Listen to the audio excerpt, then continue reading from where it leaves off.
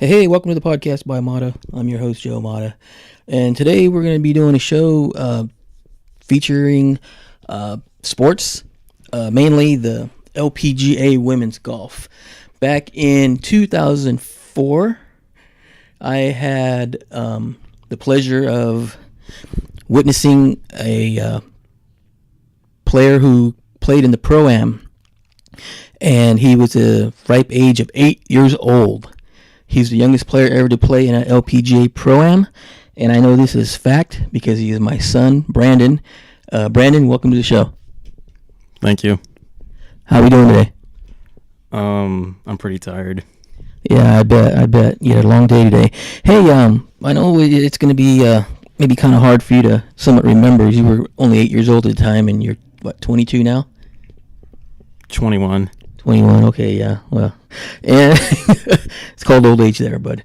Now, reverting back to that, I remember, we had to go around and you did it. You had to go around and get a bunch of sponsors and hustling, and we came up with, I believe it was the $2,500 for you to play in that. When you finally got the news that you were going to be able to play in it, from what you can recall, how did it make you feel? Well, I mean, it was a little weird because I was so young, and like getting that chance to play in something that big, I guess it makes you feel pretty good. But like I said, because I was so young, it's kind of unbelievable at the time. Yeah, it sure was. I remember definitely. I remember the look on your face when we drove up to, I believe it was in Sacramento. I forget the guy's name at the time. I think, if I remember right, his first name was Mike, and we took all the money in there and everything. And he had said that's the first time he had ever did that, because usually most people, they just pay out of pocket, whatnot, and we went around and got a bunch of sponsors, and we went in there with hundreds and 20s and nickels and dimes and a few checks from people in the community and stuff. Now, when we were finally there, we showed up and got you unpacked and everything, and you started looking around. What was the first thought of your mind? Like I said, it was pretty unbelievable because, like, everyone there, they're like pro, and I wasn't, and I was so small. So, yeah. Yeah. I remember you were pretty excited. Now, how did I saw you're walking around, and I remember, I don't know if you remember, you're pointing out, hey, there's Christy Kerr, there's what's her name? Beth Daniels. I remember you saying that. And then I remember you got really, really excited when you got to meet your golf pro at the time, and her partner, your partner for the Pro-Am. It was Kim Psyche. How do you feel about when you finally got to meet one of the people that you were looking up to at that time? It was weird because I just remember looking over, and she like kind of pointed at me. She's like, "Oh, I think this is, who I'm working with today." And I was like, "Okay." And then she gave me a club or something. I can't remember that. But yeah, it was pretty cool, I guess. Yeah. As I remember, when I was doing, some research, I was getting into golf because you were, and there was a club I wanted to get. It was a Burroughs driver. And lo and behold, the club you just mentioned, you were talking about, was the Burroughs driver. Do you remember what you had told me when you showed it to me? You saw what type of driver? Do you remember what you told me? I think I said something along the lines of like, "Hey, Dad, don't you want this club?" or something like that. Yeah, that's exactly what you did. But you were a little more enthused with a little smart aleck remark behind it. It was kind of funny. I was, in a sense, I was mad because that was the club I actually been wanting to get and try to find, and it was somewhat of a consolation, finding out that my son got to have it, and to this day, I still have that club in storage.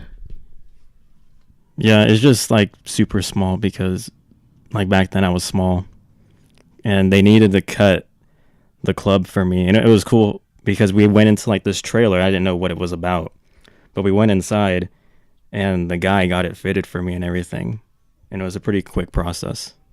Yeah, that's where the clubs go to make all their alterations for their clubs, and I guess balls and bags and whatever else what they need, their cleats, yeah, and stuff like that. So, now when you actually got out there, as I remember, you were out there putting, and you were kind of like, what do I do? And I just pointed. I said, just do your routine that you normally would. Just try to block them out. And you did okay. You're putting and everything, and I remember, me and your mom were talking, and we were noticing all the pros. They all basically stopped because usually they're all concentrating, just putting away, and then they put two and two together. Because I guess the rumor was, that an 8-year-old was going to be playing with them.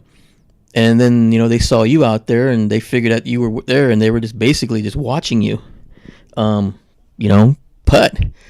And, it was pretty cool, to sit there and, as a father, and I'm sure your mom was pretty happy about it too, just watching all these pros that we watched on TV, for the past 6-7 months, or more, and they're all stopping with their professional routine to watch our 8-year-old son putt. So, it was pretty cool.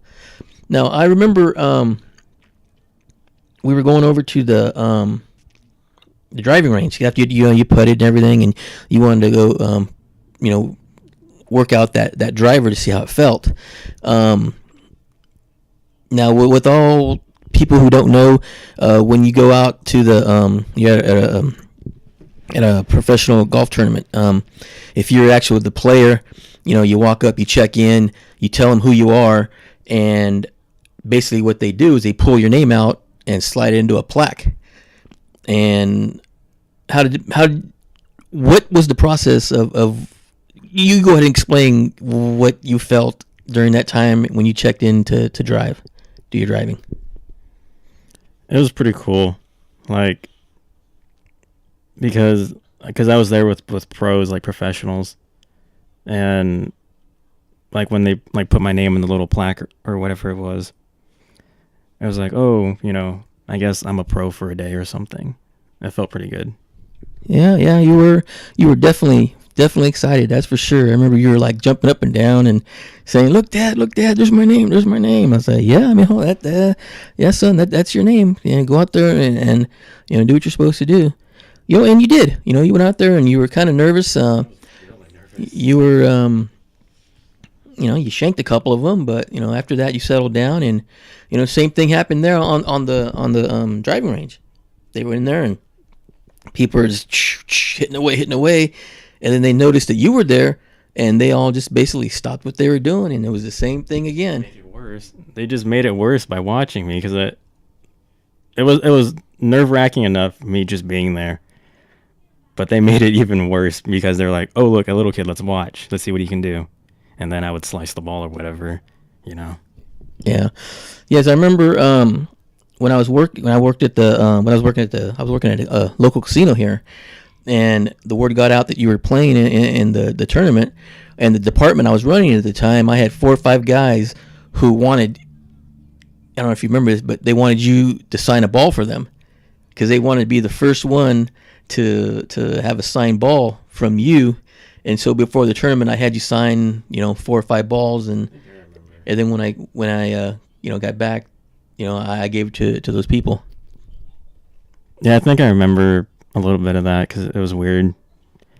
Because I don't sign anything, and it was weird because someone wanted my signature when I was like 8, so it was weird.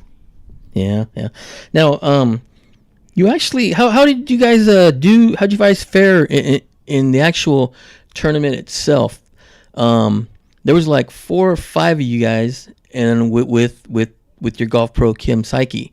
How did you guys do? Do you remember? I don't think we did like that bad. I think maybe we placed, if I had to give a number, maybe top 20, maybe less than that, because it was weird because I thought we didn't do that well, but when like I seen the score sheet, like we did kind of decent. Yeah, and we played. You guys played in Auburn, right, at the Ridge. How? I mean, from when everyone I've talked to who around here, professional golf wise, and your coach, your coach himself at the time, Todd Moran, he basically was worried because he said it was a tough course. What'd you think of it? Yeah, I think it was pretty tough. There was a couple times I think maybe some of the guys or my teammates, they didn't do so well, like, and so they would. I think it was best ball. I think that's what it was called. Yeah. So there was a couple times where like my ball was the best one, and they would play from that. But I think overall it was pretty tough, especially I think the back nine. It was pretty weird. I remember that. Yeah, because a lot of it was like uphill and stuff, so it put a lot of pressure on you. And I remember your grandma, she was determined to finish watching you. She's going up them hills and everything. She completed all 18 holes. Now actually you did all right. I mean, for being 8 years old and that tough of a course, and you only put I think 2 balls in the sand, and you were able to get him out pretty well on the green. How did during that time from hole 18 to 8, from hole 1 to 18, what do you remember some of the conversations you had with your golf pro Kim? Not exactly. I think the last one, she was like, you're pretty good at golf, and like you should keep playing it because I think you'd be really good. And that's all I can really remember specifically. Oh, okay, all right. Now, that whole thing was an entire week. So after that, we got to play. After you got to play, we went there. I took you every day as you wanted to go watch the actual tournament. Do you remember anything about the tournament that you can remember that you actually liked? I mean, I know you were, running around getting autographs and stuff. Do you remember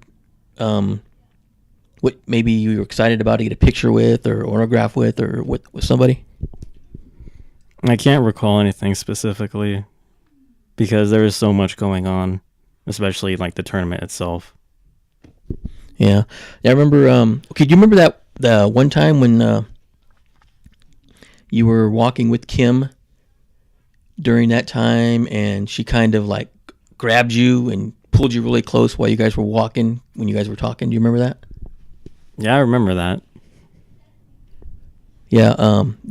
But you were too young to me and your mom. We felt you were too young to know what was going on at the time. Apparently, Kim had at the time. I think she had mentioned something to me that she had someone, basically kind of harassing her. I don't know if it was a stalker or whatnot, or how bad it was. And I kind of mentioned it to your mom, and your mom got all panicky. Do you remember that? Well, I remember the first part, but I don't remember my mom being panicky. Yeah, it was because I kind of told her what was going on, and so I told her to stay here. And that's when you remember me running up to you, staying somewhat like 2 feet near you. I don't remember that. Okay, yeah, because the guy was like, he was near you guys, so I just wanted to make sure you two guys were okay. But now Kim gave you a hat, and she gave you the club and whatnot. I remember you have an extra hat that you went around and got a bunch of autographs with. Do you still have any of those 2 hats?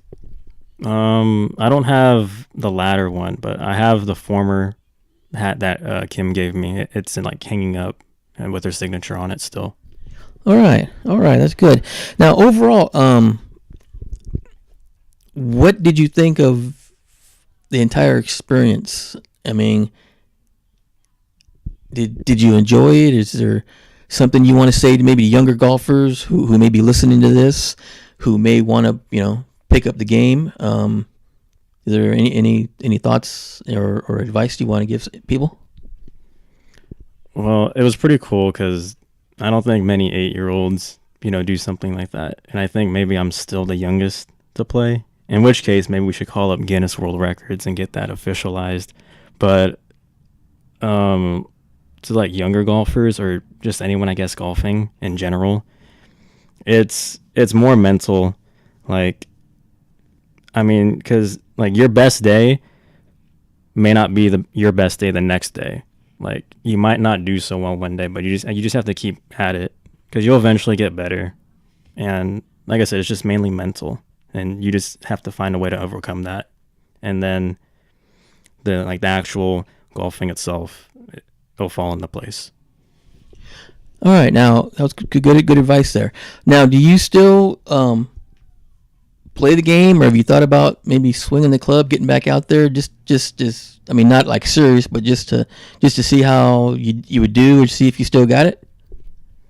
Well, like we did go out a few times to help like my younger brother, and I think I did pretty well. Like, well, at least on the putting green, but like chipping or just golf itself, I'm not too sure how well I do. But I think maybe one day if you pay for a bucket of balls, I'll go out and drive. Okay, all right. I think I could swing that. Yeah, just to see if you still got it. I think you do. I remember, you growing up. I mean, I think you were like 16, and I had a club, and I had you swing, and you still had to swing. You still had everything down, muscle memory. Your form still looked good. So I think you obviously now you're not bigger. Back then you were But I was still hitting 200. Yeah, That was my technique. It was so. You're 8 years old and driving the ball over 200 yards. So I mean, now you're at 21. And gee, I hate to see how far you drive it right now. Yeah. So yeah, we're definitely going to get out there. And any closing remarks you'd like to tell the listeners or anything? Thanks for listening to the interview. I don't really know what else to say, but thank you. All right, there you have it, folks. That was BJ Mata, the youngest player ever to play at an LPGA Pro-Am at the age of 8 years old. He had a handicap at 8 years old. I believe it was around 13 at the time. So for an 8-year-old to, have that type of handicap is pretty mind-boggling.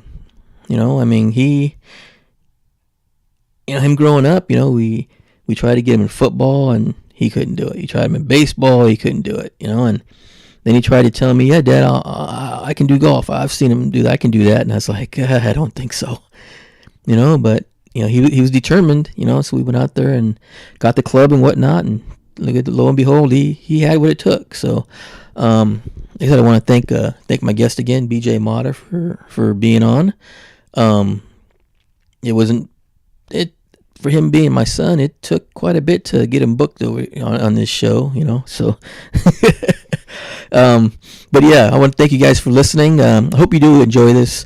You'll be able to find this on SoundCloud as well as YouTube. Please like and share and subscribe to the YouTube channel. And if you like this interview, I'll definitely look more into bringing you more stuff like this.